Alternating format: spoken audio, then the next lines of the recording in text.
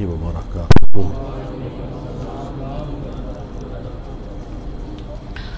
الحمدللہ۔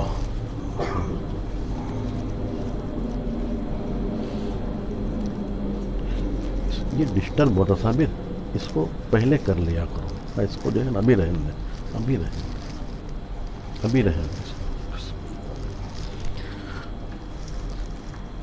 نحمده ونستعینه ونستغفره ونؤمن به ونتوکل علیہ ونعوذ باللہ من شرور انفسنا ومن سیئات اعمالنا من يهده الله فلا مضل له ومن يضلله فلا هادي له ونشهد أن لا إله إلا الله وحده لا شريك له ونشهد أن سيدنا ونبينا ومولانا محمدا عبده ورسوله أما بعد فأعوذ بالله من الشيطان الرجيم بسم الله الرحمن الرحيم۔ آئیے سب سے پہلے ہم اور آپ مل کر اپنے پیارے آقا رحمت عالم نور مجسم آقائے نامدار مدینے کے تاجدار دونوں عالم کے مالک و مختار جناب محمد الرسول اللہ صلی اللہ علیہ وسلم کی بارگاہ بے کس پناہ میں جھوم جھوم کر بآواز بلند درود و سلام کا نذرانہ پیش کریں۔ صلی اللہ علی النبی الامی وآلہ صلی اللہ علیہ وسلم صلاۃ و سلاما علیک یا رسول اللہ صلی اللہ تعالی علیہ وسلم۔ حضرت سیدنا ابو بکر صدیق رضی اللہ تعالی عنہ کے بعد بالاتفاق تمام صحابہ کرام علیہم الرضوان مل کر مشاورت کے ساتھ حضرت سیدنا عمر فاروق اعظم رضی اللہ تعالی عنہ کو دوسرا خلیفہ منتخب فرما لیتے ہیں۔ حضرت عمر فاروق اعظم رضی اللہ تعالی عنہ یہ وہ صحابی رسول ہیں کہ جن کے اسلام لانے کے بعد حق آشکار ہو گیا، ہر طرف حق روشن ہو گیا، اور ان کے اسلام لانے کے بعد انہیں فاروق کہا جانے لگا، حق اور باطل کے درمیان فرق کر دیا گیا۔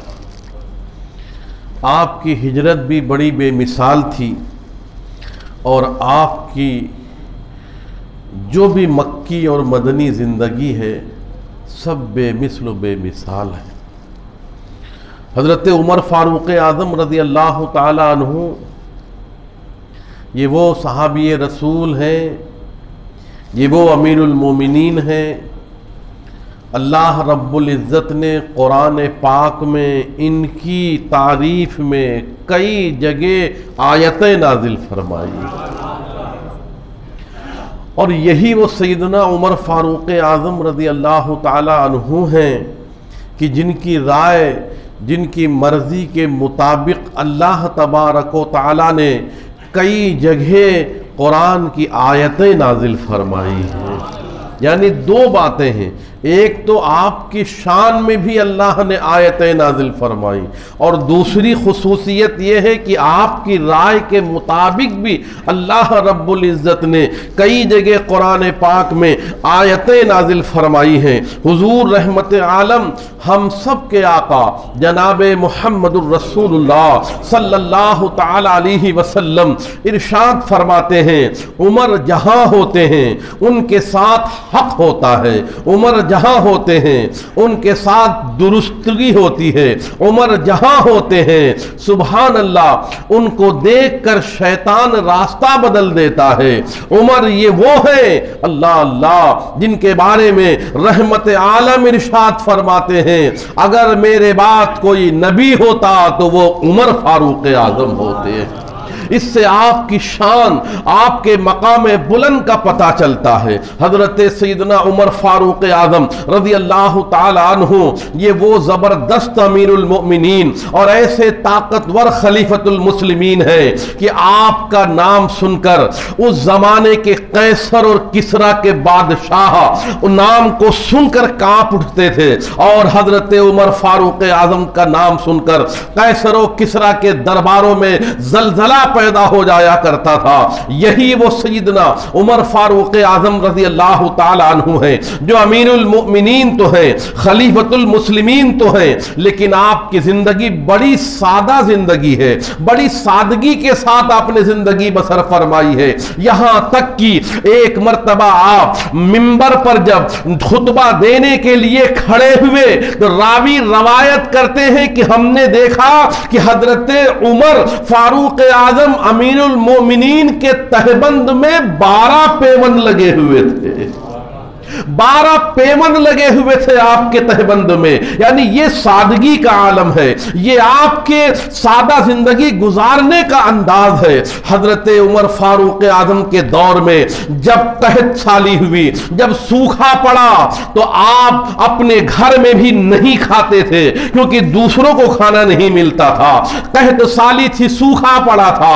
ایک مرتبہ اسی قحط سالی کے زمانے میں حضرت عمر فاروق اعظم اپنے گھر پہنچے تو آپ نے دیکھا کہ آپ کا بیٹا پھل کھا رہا ہے۔ امیر المومنین جلال میں آ گئے، اپنے بچے کے ہاتھ سے پھل چھین لیا اور لے جا کر غریبوں میں بانٹ دیا اور کہا غریب کے بچے بھوکے رہے اور امیر المومنین کے بچے پھل کھائیں، یہ مجھے گوارا نہیں ہے، یہ میں گوارا نہیں کرتا ہوں۔ اگر دوسرے بچے بھوکے ہیں تو میرے بھی بچے بھوکے رہیں گے۔ یہ آپ کا انداز تھا۔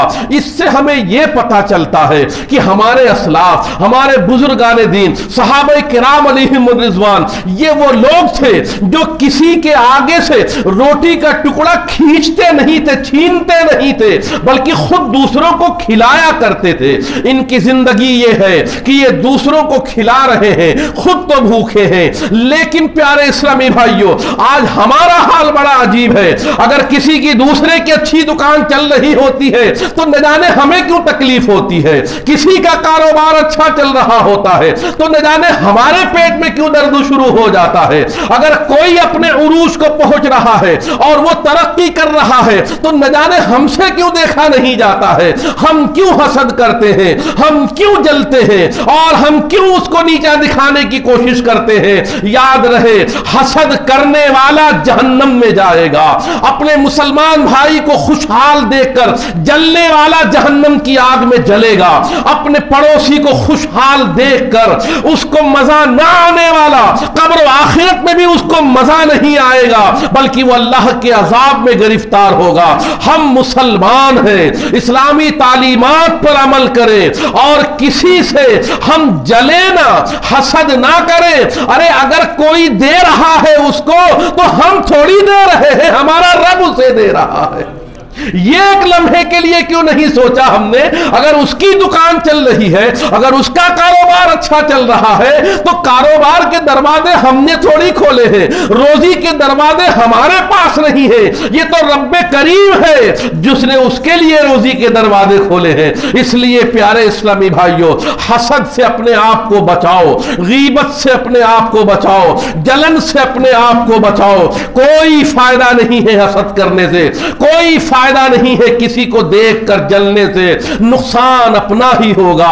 ہم جلیں گے تو ہمارا ہی نقصان، ہم حسد کریں گے تو ہمارا ہی نقصان، ہم حسد کریں گے تو ہمارے حسد سے اس کے روزی کے دروازے نہیں بند ہو جائیں گے، اللہ تعالیٰ اسے روزی دے رہا ہے۔ اس لیے ہمیں اللہ کے غضب سے ڈرنا چاہیے اور اس کی تقسیم پر ہمیں کوئی اعتراض اور کوئی شکایت نہیں کرنی چاہیے۔ حضرت عمر فاروق اعظم رضی اللہ تعالیٰ تعالی عنہ کے زمانے میں ایک مرتبہ قحط ہوا، سوکھا پڑ گیا. حضرت سیدنا عمر فاروق اعظم یہ وہ جلیل القدر صحابی ہیں کہ جن کی رائے کے مطابق قرآن کئی مرتبہ نازل ہوا، کئی مرتبہ آیتیں نازل ہوئی. یہ وہ صحابی رسول جن کا مقام بہت بلند و بالا. یہ وہ حضرت عمر جن کو میرے آقا علیہ السلام نے دنیا ہی میں جنتی ہونے کی بشارت سنائی. یہ وہ حضرت عمر فاروق اعظم ہیں جن کو میرے آقا نے دنیا ہی میں شہید ہونے کی خوشخبری سنائی. اتنے اونچے مقام پر ہونے، اتنے بلند رتبے پر ہونے کے باوجود ایک مرتبہ جب سوکھا پڑ گیا تو حضرت سیدنا عمر فاروق اعظم رضی اللہ تعالی عنہ نماز استسقاء ادا کرنے کے بعد دعا کے لیے جب آگے بڑھے تو آپ نے صف میں نظر دوڑائی. حضور رحمت عالم صلی اللہ علیہ وسلم کی چچا کو تلاش کر رہے ہیں، حضرت عباس کو تلاش کر رہے ہیں. کہاں ہے حضور علیہ السلام کے چچا حضرت عباس؟ نظر پڑی تو پتا چلا ایک کنارے حضرت عباس بیٹھے ہوئے ہیں. عمر فاروق اعظم نے حضرت عباس کو آگے بلایا اور بلانے کے بعد رب کریم کی بارگاہ میں دعا کی. اللہم انا نتوسل الیک بعم نبیک، اے میرے رب میں تجھے تیرے نبی حضرت رسول پاک جناب محمد الرسول اللہ صلی اللہ علیہ وسلم کے پیارے چچا عباس کا وسیلہ پیش کرتا ہوں. اللہ حضور کے چچا حضرت عباس کے وسیلے سے ہماری قحط سالی دور فرما اور ہم پر بارش برسا دے. روایتوں میں آتا ہے ادھر دعا ختم ہوتی ہے اور بارش موسلادھار شروع ہو جایا کرتی ہے. اس سے ہمیں یہ پتا چلا کہ حضرت عمر فاروق اعظم رضی اللہ تعالیٰ عنہ یہ ڈائریکٹ وسیلے والے نہیں تھے، بلکہ یہ وسیلے کے وسیلے سے سارے کام کرنے والے تھے. ہمیں چاہیے کہ ہم بھی وسیلہ پکڑیں. ہمیں چاہیے کہ ہم اپنی دعاؤں میں پیروں، پیغمبروں، نبیوں، رسولوں، صدیقین اور شہداء، صالحین اور کربلا والوں اور اولیاء کرام کے وسیلے پیش کریں، کیونکہ وسیلوں سے دعائیں قبول ہوتی ہیں، وسیلوں سے اللہ کی بارگاہ سے ہمیں برکتیں ملتی ہیں. حضرت عمر فاروق اعظم نے وسیلے ہی سے دعا کر کے ہمیں اور آپ کو یہ بتا دیا کہ اے چاہنے والوں سن لو، تم بھی وسیلے ہی کے قائل رہنا. اور قرآن خود فرما رہا ہے یا ایھا الذین آمنوا اتقوا اللہ وابتغوا الیہ الوسیلہ، اے ایمان والو اللہ سے ڈرو اور وسیلہ تلاش کرو. کوئی ایسا ویسا لفظ نہیں ہے کہ اس میں تعویل کی جائے. اللہ فرماتا ہے وابتغوا الیہ الوسیلہ، وسیلہ تلاش کرو. قرآن وسیلے کی تعلیم دے رہا ہے اور حضرت سیدنا عمر فاروق اعظم نے بھی وسیلے ہی سے دعا کی اور وسیلے کی برکت سے سبحان اللہ بارش برسنے لگ گئی. آج ہمیں اور آپ کو بھی بارش کی ضرورت ہے، ہر طرف لوگوں کو بارش کی ضرورت ہے. ہمیں اور آپ کو چاہیے کہ ہم اپنی دعاؤں میں رسول پاک صلی اللہ علیہ وسلم اور ان کی آل اور اولاد کا وسیلہ دے کر ہم دعائیں کیا کریں. یہ اور بات رہی دعا کی قبولیت کے آثار، ہو سکتا ہے فوراً ظاہر نہ ہو. ہم اور آپ اتنے نہیں ہیں پہنچے ہوئے کہ ادھر دعا مانگے اور ادھر ظاہر ہو جائے اثرات، لیکن ہاں اللہ والوں کے وسیلے سے یہ تاثیر ضرور ہوتی ہے کہ ابھی نہیں تو کل اس کی برکتیں ضرور نظر آیا کرتی ہیں. اس لیے ہمیں وسیلوں سے دعائیں مانگنی چاہیے. حضرت سیدنا عمر فاروق اعظم رضی اللہ تعالی عنہ کو آج ہی کے دن اسی مہینے کی 26 تاریخ کو نماز فجر کے دوران ابو لولو مجوسی نام کے ایک شخص نے نماز کے دوران آپ پر حملہ کر دیا اور حضرت سیدنا عمر فاروق اعظم نماز فجر کے دوران 26 ذو الحجہ کو آپ زخمی ہو گئے اور 3 دنوں کے بعد اس دنیا سے آپ پردہ فرما گئے. 3 دنوں کے بعد آپ نے جہاں میں شہادت نوش فرمائی. حضرت سیدنا عمر فاروق اعظم رضی اللہ تعالی عنہ کی میرے آقا علیہ السلام سے محبت کا اندازہ لگائیے کہ حضور علیہ السلام نے جب پردہ فرمایا تو آقا کی عمر بھی 63 سال تھی اور جب حضرت عمر شہید ہوئے ہیں تو ان کی بھی عمر 63 ہی سال تھی.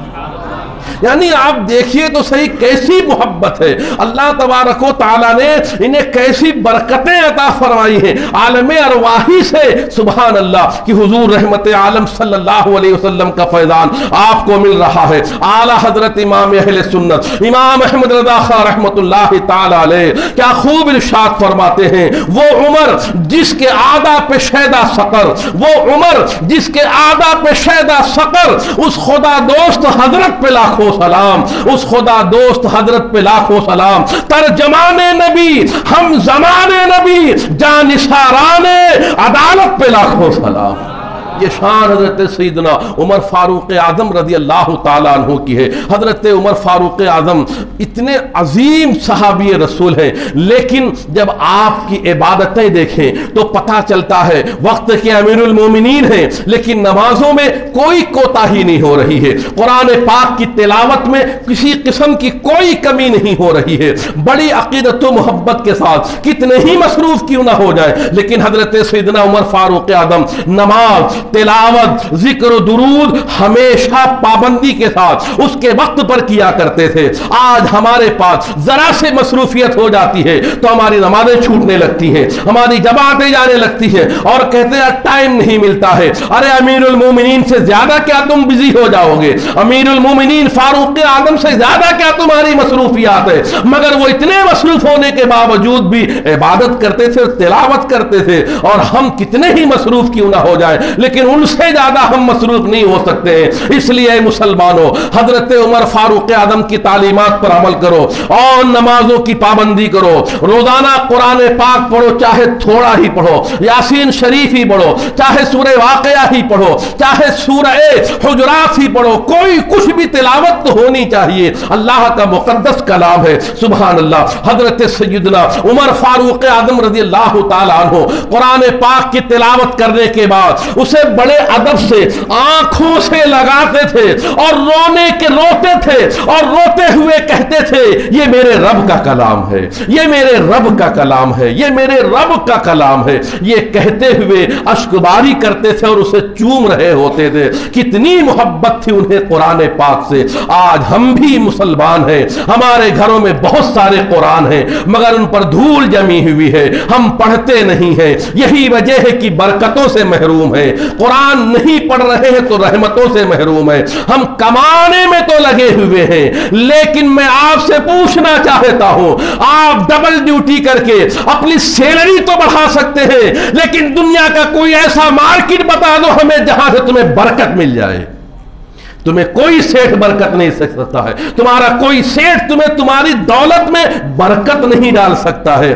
برکت تو نیکیوں سے ہوں گی، برکت تو نمازوں سے ہوں گی، برکتیں تو ہمارے گھروں میں اور ہماری زندگی میں اور ہماری کمائی میں تو قرآن کی تلاوت سے ہوں گی، پیارے آقا علیہ السلام پر ذکر و درود سے ہوں گی۔ اس لیے ہمیں چاہیے اٹھتے بیٹھتے یا رسول اللہ کہیں، ذکر و درود کریں، نمازوں کی پابندی کریں۔ آئیے ہم تمام اسلامی بھائی نیت کر لیں کہ انشاءاللہ روزانہ نمازوں کے پابندی کے ساتھ ساتھ کچھ نہ کچھ قرآن پاک کی تلاوت ضرور کرنے کی پوری کوشش کریں گے۔ پیارے اسلامی بھائیوں، بہت سے اسلامی بھائی خوش نصیب ایسے بھی ہیں جو دیکھا جاتا ہے کہ مسجد میں اذان سے پہلے آ جاتے ہیں۔ بہت اچھی بات ہے کہ آپ مسجد میں اذان سے پہلے آ گئے، لیکن آپ اپنا ایک بہت بڑا نقصان کرتے ہیں۔ وہ کیا نقصان ہے کہ آپ پہلی صف کو چھوڑ کے پیچھے بیٹھتے ہیں، یعنی آئے آپ سب سے پہلے، اگلی صف پوری خالی پڑی ہے، بیٹھے آپ پچھلی صف میں۔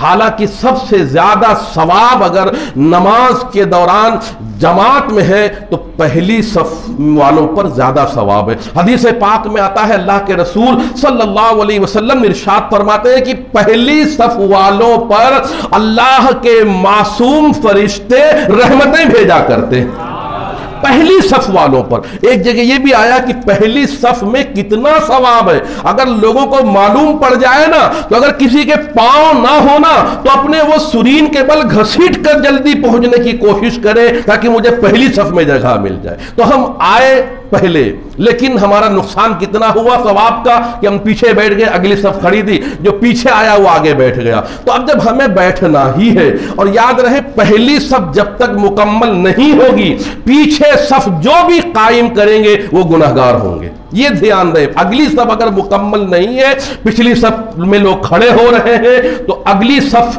مکمل کرنا یہ لازم اور واجب ہے. اس لیے ہمیں پانچوں نمازوں میں اس کا خیال رکھنا چاہیے. تو تمام اسلامی بھائی جب جلدی آ جائیں تو کوشش کریں کہ آپ پہلی صف ہی میں بیٹھیں. اللہ تعالی ہمیں ان تمام باتوں پر عمل کرنے کی توفیق عطا فرمائے. جن کی